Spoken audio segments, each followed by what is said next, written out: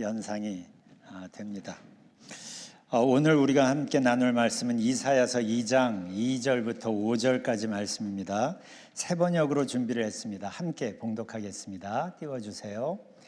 시작. 마지막 때에 주님의 성전이 서 있는 산이 모든 산 가운데서 으뜸 가는 산이 될 것이며 모든 언덕보다 높이 솟을 것이니 모든 민족이 물밀듯 그리로 모여들 것이다. 백성들이 오면서 이르기를 자 가자 우리 모두 주님의 산으로 올라가자 야곱의 하나님이 계신 성전으로 어서 올라가자. 주님께서 우리에게 주님의 길을 가르치실 것이니 주님께서 가르치시는 길을 따르자 할 것이다. 율법이 시온에서 나오며 주님의 말씀이 예루살렘에서 나온다. 주님께서 민족들 사이에 분쟁을 판결하시고 뭇 백성 사이에 갈등을 해결하실 것이니 그들이 칼을 쳐서 보습을 만들고 창을 쳐서 낫을 만들 것이며 나라와 나라가 칼을 들고 서로를 치지 아니할 것이며 다시는 군사훈련도 하지 않을 것이다. 오너라 야곱 족속아 주님의 빛 가운데서 걸어가자. 아멘. 아까도 말씀드린 것처럼 오늘은 교회력으로 대림절 1주입니다. 교회력은 메시아로 우리에게 오시는 예수님을 기다림으로 시작을 합니다. 그게 대림절이고 애드벤트, 성탄절 이전 4주를 말합니다. 대림절 기간에 제단에 4개 혹은 5개의 초들을 놓고 한 주에 하나씩 켜는 것을 보신 분들이 있을 겁니다. 우리도 준비를 했는데 초가 좀 작긴 하죠? 보이죠? 요 4개가 있어요, 저기. 그런데 저 초들 하나하나에 의미가 있습니다. 대림절은 하나님께서 약속하신 메시아를 기다리는 희망으로 시작이 됩니다. 그래서 첫 번째 초, 오늘 켠 첫 번째 초는 희망을 의미합니다. 오실 예수님을 통해서 우리는 하나님과 다시 관계를 회복하게 될 것이기 때문이죠. 그리고 그 결과는 평화입니다. 하나님과의 관계에서 평화, 그래서 우리 내면의 평화, 그리고 우리의 관계, 인간관계들 속에서의 평화, 이게 둘째 초의 의미입니다. 평화. 거기서 우리가 경험하는 것이 기쁨이죠. 우리 안에 그리고 우리의 관계 속에 하나님께서 임하실 때 그 결과는 기쁨이기 때문입니다. 그래서 세 번째 초는 기쁨을 의미합니다. 언제부터인지 모르겠는데 기쁨은 저렇게 핑크색 초를 켭니다. 셋째 주에. 그리고 이 모든 것의 시작이 우리를 향한 하나님의 사랑이죠. 그리고 이 사랑은 하나님의 자녀들인 우리를 통하여 온 세상으로 퍼져 가야 합니다. 그래서 우리가 받은 단 하나의 계명 또한 서로 사랑하라, 사랑이죠. 그래서 네 번째 초의 의미는 사랑입니다. 그리고 우리는 4개만 있는데 어떤 데를 보면 그 안에 하얀 좀 굵은 흰 초를 두기도 합니다. 이 초는 성탄절에 켜는데 예수 그리스도를 상징합니다.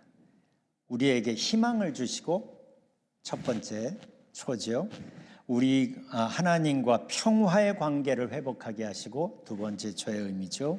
그래서 기쁨을 누리게 하시고 세 번째 초, 우리가 하나님의 사랑 안으로 들어가게 하시는, 그렇게 우리가 하나님께로 들어갈 수 있도록 하신, 모든 것을 만드신, 이 모든 과정이 가능하도록 하게 하신 분이 바로 예수 그리스도이시기 때문이에요. 제가 잠깐 설명드린 것처럼 대림절의 분위기는 굉장히 밝고 희망적입니다. 그러나 우리는 하나님께서 우리에게 사랑과 생명을 주시기 위해서 하나님께서 치르신 대가를 우리는 잊어서는 안 됩니다. 요한복음 1장에서 말한 것처럼 생명의 빛께서 이 땅에 오실 때 이 땅의 상태는 어둠이었습니다. 어둠에 생명의 빛으로 오신 분은 그냥 밝기만 해서가 아니라 우리를 밝게 하시기 위하여 십자가를 지시죠. 그래서 이사야는 이렇게 예언합니다. 굉장히 유명한 말씀이죠. 그가 찔림은 우리의 허물 때문이요 그가 상함은 우리의 죄악 때문이라. 그가 징계를 받음으로 우리는 평화를 누리고 그가 채찍에 맞음으로 우리는 나음을 받았도다. 그러니까 우리가 기대하는 하나님의 생명, 하나님의 평화, 기쁨, 소망, 이 모든 것은 예수님의 핏값으로 주어진 것이죠. 그러면 궁금해집니다. 이런 대가까지 치르시면서 하나님이 하시려는 게 뭔가? 그걸 오늘 본문인 이사야서 2장에서 우리가 찾을 수 있습니다. 여기서 하나님은 이사야에게 몇 가지 장면을 보여줍니다. 그 첫 번째 장면이 2절이에요. 마지막 때에 주님의 성전이 서 있는 산이 모든 산 가운데서 으뜸 가는 산이 될 것이며 모든 언덕보다 높이 솟을 것이니 모든 민족이 물밀듯 그리로 모여들 것이다. 마지막 때에 이런 일이 있을 거랍니다. 그때가 언제인지는 우리는 모르지만 그러나 한 가지 분명한 것은 하나님께서 하나님의 때에 그렇게 하실 거라는 거죠. 주님의 성전이 서 있는 산이 모든 산 가운데서 으뜸 가는 산이 될 것이며 구약시대 때는 모든 나라나 모든 지역들이 각각 나름의 신을 섬기고 있었죠. 그래서 나라 간의 전쟁이 신들의 전쟁의 개념이 강했습니다. 이 신이 더 강해서 이기게 했다 뭐 이런 거죠. 그런 상황에서 하나님은 이스라엘 민족의 신으로 여겨졌었습니다. 그런데 2절이 보여주는 것은 하나님께서 하나님의 때에 당신께서 온 세상을 다스리시는 전능자라는 것을 드러내실 거라는 거예요. 그러면 어떻게 되나? 2절 끝부분을 보면 모든 민족이 물밀듯 그리로 모여들 것이다. 하나님께서 계신 곳으로. 이 장면을 3절이 좀 더 자세하게 보여줍니다. 쉬운 성경으로 함께 읽었으면 좋겠어요. 시작. 많은 백성들이 가면서 이르기를 자 여호와의 산으로 올라가자 야곱의 하나님의 성전으로 가자 주가 그의 길을 우리에게 가르치시리니 우리는 그의 길로 행하자 하라고 할 것이다. 여호와의 가르침이 시온에서 나오며 주의 말씀이 예루살렘에서 나온다. 여기에서 가장 중요한 핵심은 이방인들이 하나님께로 모여든다는 거예요. 지금 이 말을 하는 사람들은 이방인입니다. 그런데 하나님께로 모여든다는 거예요. 그런데 이 말씀을 하나님께서 여기서 하고 계시는 거예요. 왜 하나님이 이 말씀을 여기서 하고 계실까요? 이게 하나님의 관심이기 때문입니다. 많은 사람들이 구약에서 하나님의 관심은 이스라엘에게 쏠려 있다고 보통 생각합니다. 어찌 보면 맞을 수도 있습니다. 그래서 이방인의 구원은 신약에 와서야 가능해진다고 생각합니다. 그러나 그것은 사실과 다릅니다. 창세기 12장에서 하나님께서 아브라함을 맨 처음 부르실 때 그 장면을 기억해 보십시오. 그때 하나님이 이렇게 말씀하십니다. 너는 복의 근원이 될 것이다. 그러면서 끝에 이런 말씀을 하십니다. 땅에 사는 모든 민족이 너로 말미암아 복을 받을 것이다. 왜 여기서 하나님께서 굳이 땅에 사는 모든 민족을 언급하셨을까요? 지금 하나님이 아브라함을 부르지만 하나님의 관심은 땅에 사는 모든 민족에게 열려 있기 때문입니다. 더 정확히 말하면 그들에게 땅에 사는 모든 민족들에게 복을 주시기 위하여 그 통로로 지금 아브라함을 부르고 계시는 거예요. 큰 빅픽처로 보면 출애굽기 19장에서도 이제 이스라엘이 이집트에서 나와서 가나안으로 가기 전에 광야에서 시내산에서 머물러서 거기에서 율법을 받죠. 그런데 율법을 받기 전에 하나님께서 맨 처음 19장 5절에서 이렇게 말씀하십니다. 첫 마디가 이거예요. 세계가 다 내게 속하였나니. 그러면서 그 다음 절에서 하시는 말씀이 너희가 내게 대하여 제사장 나라가 되며, 이게 하나님께서 이스라엘에게 율법을 주신 이유가 여기에 담겨 있어요. 세계가 다 내게 속하였다. 하나님 거라는 거죠. 그런데 너희가 나의 말씀을 잘 지키면 거룩한 백성이 되고 제사장 나라가 될 것이다. 여기에서 하나님은 세상 모든 민족들을 여전히 염두에 두고 계십니다. 하나님이 이스라엘을 택하시고 그들에게 율법을 주셨지만, 그러나 그들이 하나님 앞에 특별해서가 아니라 그들에게 하나님이 특별한 역할을 맡기기 위해서요. 그게 제사장 나라입니다. 전에도 제가 말씀드린 적이 있죠. 백성이 없으면 제사장은 의미 없습니다.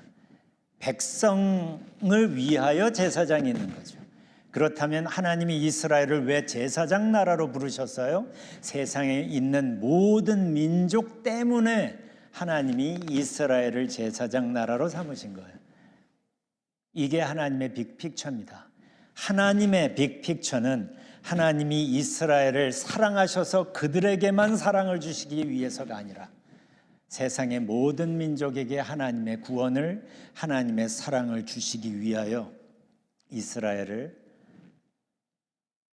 도구로 사용하시려고 부르신 것이고, 그 전에 창세기에선 이스라엘의 뿌리, 신앙의 뿌리가 되는 아브라함을 부르실 때조차도 너는 복의 근원이 되지만 그러나 세상 모든 민족이 너를 통해 구원을 받을 거다.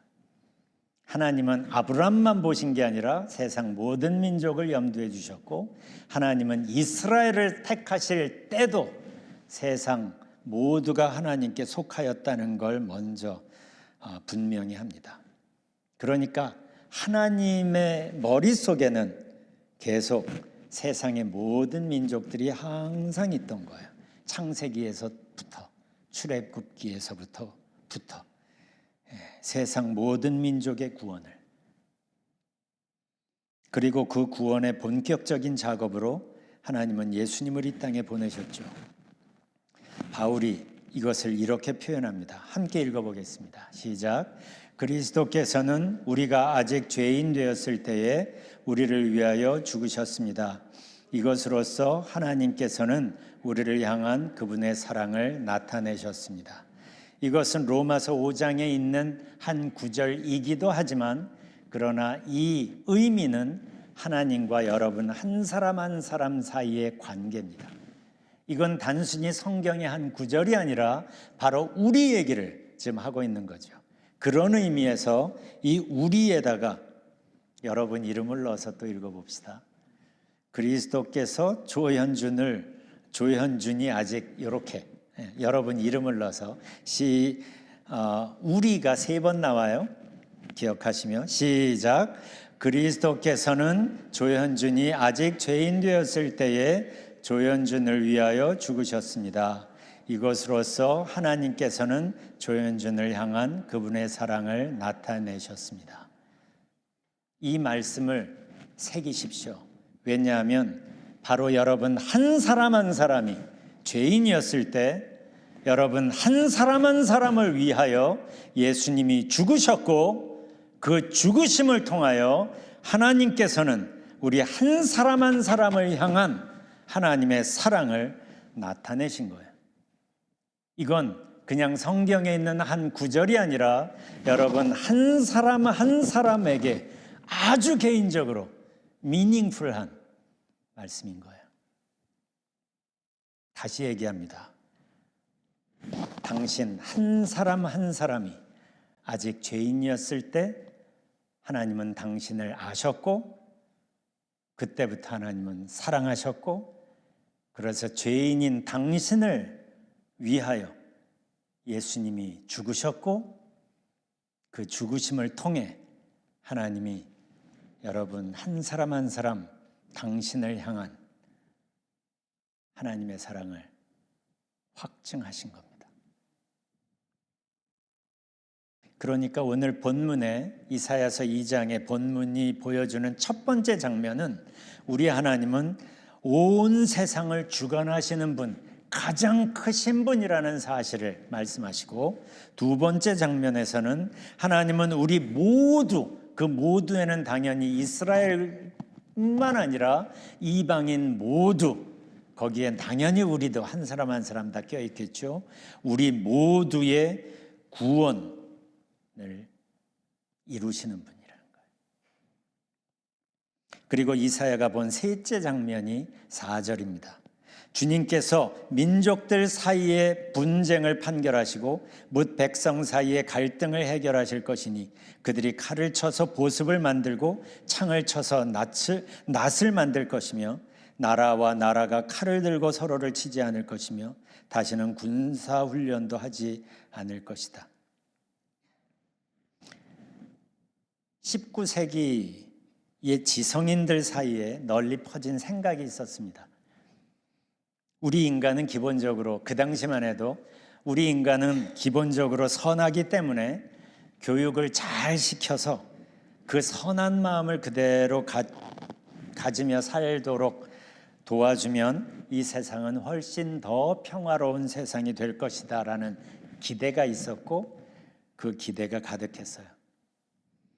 그래서 그 당시에 철학이 그런 방향이었고, 그래서 교육학이 주목을 받고 그 당시에 많이 발전을 하고, 뿐만 아니라 신학도 그런 분위기였습니다.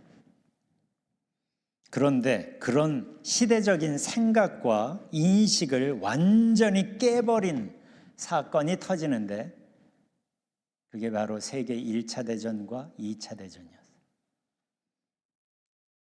사람이 사람을 그토록 죽이고 짓밟는 참혹한 장면을 직접 경험하면서 그때 인류는 우리 마음속 깊은 곳에 있는 한동안 간과했었던 악함과 이기심을 다시 보게 됩니다. 그래서 신학에서도 그때부터 인간의 죄성을 다시 강조하기 시작했습니다. 사실 성경은 하나님 없이는 평화가 불가능하다고 줄곧 말하고 있습니다. 평화는 우리가 먼저 하나님과 관계를 회복할 때, 그때서야 가능하다고 성경은 강조합니다. 왜냐하면 우리 안에 깊이 뿌리내린 악한 죄성과 이기심은 교육으로 해결될 수 있는 게 아니기 때문에, 오직 하나님 안에서만, 오직 십자가의 피값으로만 해결될 수 있기 때문에 그런 거죠. 죄라는 게 크고 작음을 떠나서 이토록 무섭습니다. 그런데 감사한 것은 하나님께서 평화를 회복하는데 지대한 관심과 열망을 갖고 계시다는 거예요. 하나뿐인 당신의 독생자를 이 땅에 보내신 것이 바로 그 증거입니다. 이런 대가를 치르시면서까지 하나님은 평화를 회복시키고 싶으셨던 거예요.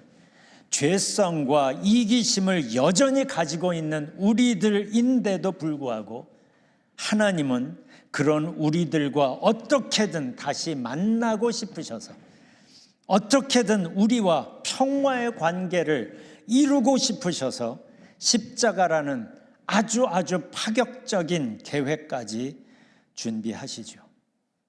그래서 이사야는 메시아의 탄생을 예언하면서 이렇게 말합니다. 만군의 여호와의 열심히 이를 이루시리라. 만군의 여호와의 열심히 이를 이루시리라. 그래서 바울은 이렇게 말합니다. 함께 봉독해 보죠. 로마서 그 다음 것 시작. 그러므로 우리는 믿음으로 의롭다 하심을 받았으므로 우리 주 예수 그리스도로 말미암아 하나님과 더불어 평화를 누리고 있습니다. 이 말씀을 다시 한번 깊이 묵상해 보세요. 그러므로 그 전에는 바울이 복음을 쭉 설명하고 5장 첫 구절에서 그러므로 우리는 믿음으로 의롭다 하심을 받았으므로 우리 주 예수 그리스도로 말미암아 하나님과 더불어 화평을 누리고 있습니다. 이게 왜 이렇게 중요합니까? 왜 이것을 위하여 예수님이 십자가까지 지셔야 했습니까? 우리가 예수님을 통해, 예수님의 십자가의 보혈을 통해 하나님과 관계를 회복해서 하나님과 평화를 누리게 되면 하나님과 더불어 살아가는 새로운 방식의 삶이 우리에게 가능해지기 때문입니다.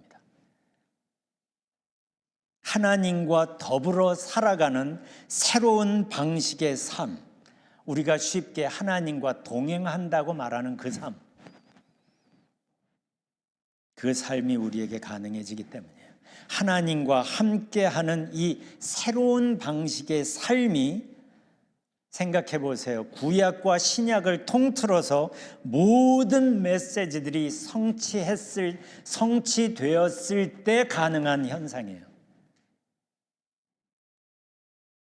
이게 시편 1편이 말하는 복 있는 사람의 삶이고, 이게 요한복음 15장에서 예수님이 내 안에 거하라 하셨던 주님 안에 거하는 삶입니다. 이걸 가능하게 하시려고 예수님께서 십자가까지 지신 것이고, 이걸 가능하게 하시려고 성령님께서 지금도 우리 안에서 일을 하고 계신 겁니다.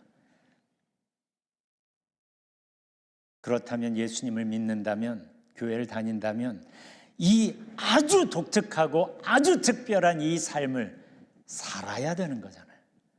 하나님과 더불어 살아가는 새로운 방식의 삶.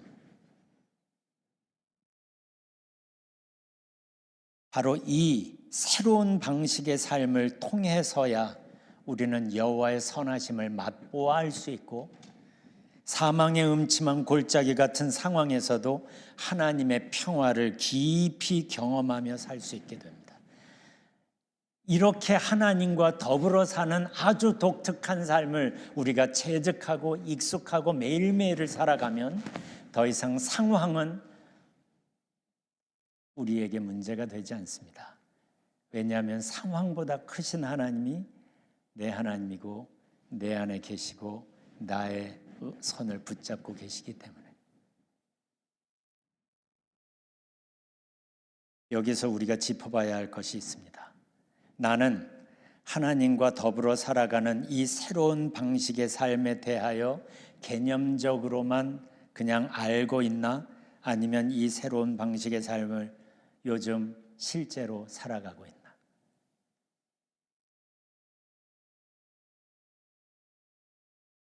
왜냐하면 하나님께 나아가는 길, 하나님께 가는 길을 아는 것과 그 길을 실제로 걸어가는 것은 아주 다른 이야기이기 때문입니다.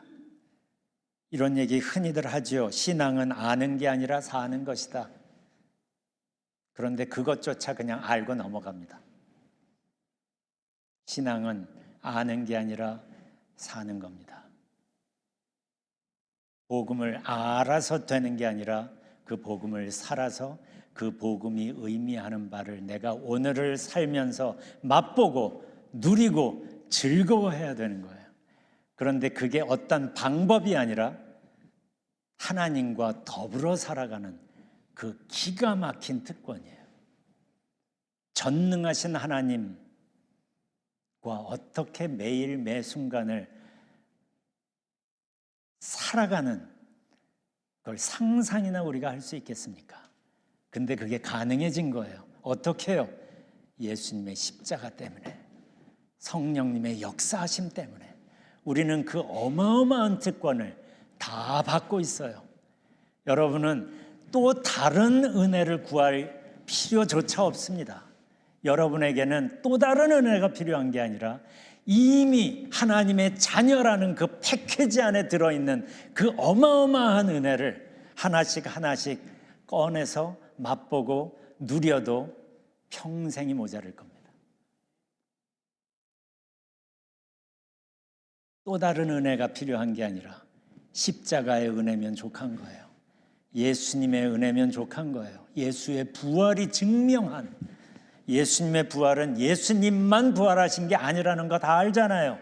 우리도 그렇게 부활할 거라는 것에 대한 데몬스트레이션이잖아요. 그걸 보면서 나의 부활을 꿈꾸는 거예요. 우리 얘기입니다. 그게 그 어마어마한 패키지를 우리는 이미 받고 있어요. 그 결과가 우리는 하나님을 아버지라고 부를 수 있는 겁니다. 다시 묻습니다. 이 하나님과 더불어 살아가는 새로운 방식의 삶에 대하여 그냥 알고 있습니까? 아니면 살고 있습니까? 그래서 본문 5절에서 이사야가 말합니다. 오너라 야곱 족속아 주님의 빛 가운데서 걸어가자. 이게 우리에게 좀 필요한 거예요. 이 대림절을 시작하면서 신앙은 개념으로 이해할 때가 아니라 삶으로 이어질 때 힘을 발휘하는 것이기 때문에 이 대림절을 시작하는 첫 주에 임마누엘로 우리에게 찾아오시는 예수님을 기다리는 이 희망 넘치는 계절에 다시 한번 우리가 알고 있는 신앙을 다시 한번 점검해 봤으면 좋겠어요. 내가 알고 있는 신앙의 개념을 이제는 내가 실제로 살아보고 맛보고 경험하기 위해서 주님의 빛 안으로 걸음을 시작해야 할 때입니다. 모든 변화는 하나님의 사랑에서부터 시작되었습니다. 우리가 여전히 죄인 되었을 때부터 하나님, 우리 한 사람 한 사람을 향한 하나님의 사랑이 시작되었어요.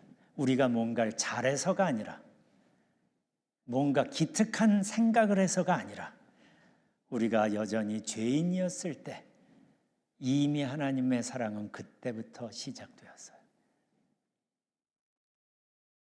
하나님은 어마어마한 대가를 치르시며 우리에게 찾아오십니다. 오늘 본문 첫 번째 장면이 얘기해 줍니다. 그분은 누구신가? 사실은 온 세상을 주관하시는 전능자세요. 그런데 그분은 당신의 그 전능하심과 그 사랑을 어떻게 쓰세요? 우리를 구원하시고 우리와 평화를 이루시고 우리와 동행하시는데 그 모든 힘과 사랑을 쏟아 부으시는 분이에요. 그래서 탕자의 아버지처럼 우리에게 뛰어와 와락 끌어안으십니다. 이게 어메이징한 하나님의 사랑이죠. 대림절은 그 하나님의 사랑에 우리가 초점 맞추고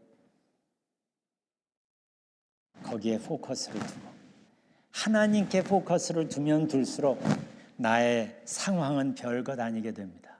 나의 상처 또한 별것 아니게 됩니다. 여러분들이 지금까지 살아온 여러분이 경험한 게 별것 아니라고 말하는 게 아닙니다. 그게 왜 별것 아니겠어요? 그러나 우리 앞에 우뚝 선 큰 거대한 산처럼 우뚝 서서 우리를 부르시는 그 하나님의 존재와 그 하나님의 사랑과 비교한다면 아무것도 아닌 거예요. 그러니까 우리가 이 대림절에 하나님께 초점을 맞추면 맞출수록 여러분이 지금 씨름하는 그 문제의 해답이 거기에서 발견될 것입니다. 우리가 이제 대림절을 시작합니다. 이 하나님의 마음을 생각하며 잠시 시간을 좀 가져보겠습니다. 이 시간에 여러분이 씨름하는 문제에 초점을 두지 마십시오. 여러분의 상처 거기에서 눈을 띄십시오. 그리고 우리를 부르시는, 우리를 찾아오시는, 우리를 와락 끌어안으시는 나의 죄성에도 불구하고 나의 이기심에도 불구하고 나의 지저분한 과거에도 불구하고 나를 와락 끌어안으시는 하나님께 초점 맞춰봅시다. 바로 그분이 이 대림절과 이 성탄절의 주인공이십니다.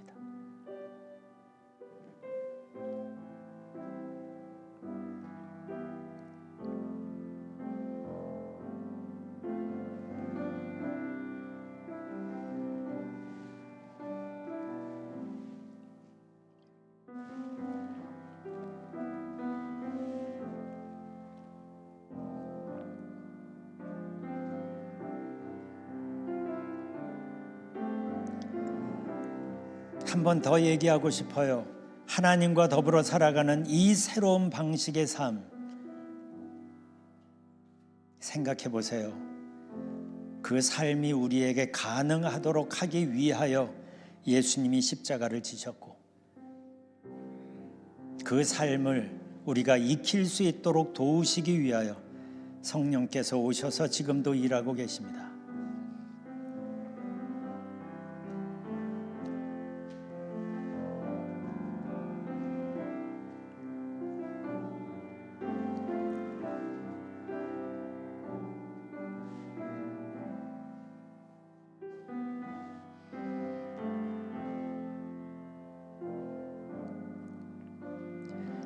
사랑의 하나님,